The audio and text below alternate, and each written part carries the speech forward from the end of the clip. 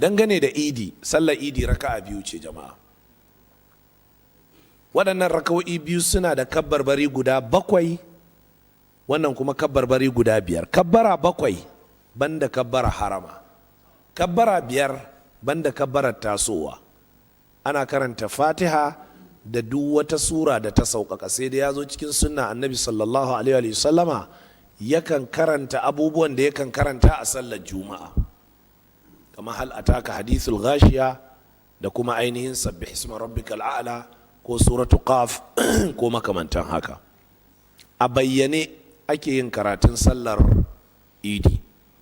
Kabbar harama kadai ita ake ɗagawa hannu, sauran kabbarbari guda 7 ba a ɗaga musu hannu, a kiyaye wannan. Haka sauran kabbarbari guda 5 waɗanda ake a raka'a ta biyu ba a ɗaga musu hannu. Wannan shine abin da ya tabbata. Don haka in kai Allahu akbar ka ɗaga hannu, to ba za ka sake ɗaga hannun ba har sai in ka zo za ka tafi kuma wurin ruku'u ko sujuda ko makamantan haka. Haka in ka taso. Dangane da abin da ya shafi mutumin da bai samu sallar bafa, shi kuma ya zo a cikin shiryar magabata cewa kabbarbari wato raka'o'i 4 zai yi madadin waccan da ta kubuce mishi. Haka wannan fatawa ta zo daga sahabi Abdullahi dan Mas'udin, Allah ya kara mishi yadda, kamar yadda al-Imam Abubakar ibn Abi Shayba ya fitar da ita da isnadi sahihi.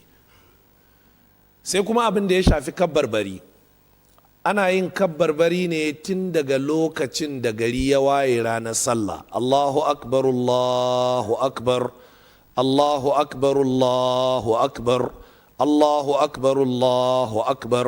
In ka kara da Allahu akbar, Allahu akbar, la ilaha illallah, Allahu akbar, Allahu akbar, walillahil hamd. Wannan babu laifi. Dukkan kaifiyar kabbarbarin ba a samu su daga annabi sallallahu alaihi wasallam ba, sahabbai ne aka samu su ne. Don haka fassara ce daga sahabbai, wasu suna yin zallar kabbarbari, wasu suna hadawa da hamdala. Hakanan al-Imamu Abubakar ibn Abi Shayba ya ruwaito da isnadi sahihi.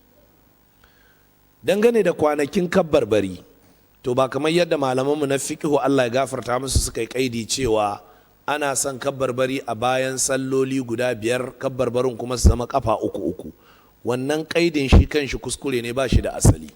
Kabbarbarin ana yin su ne a cikin waɗannan kwanaki gaba ɗaya, tun daga, ku kiyaye, ranar sallah, bayan sallah da kwana 1, bayan sallah da kwana 2, har zuwa bayan sallah da kwana 3.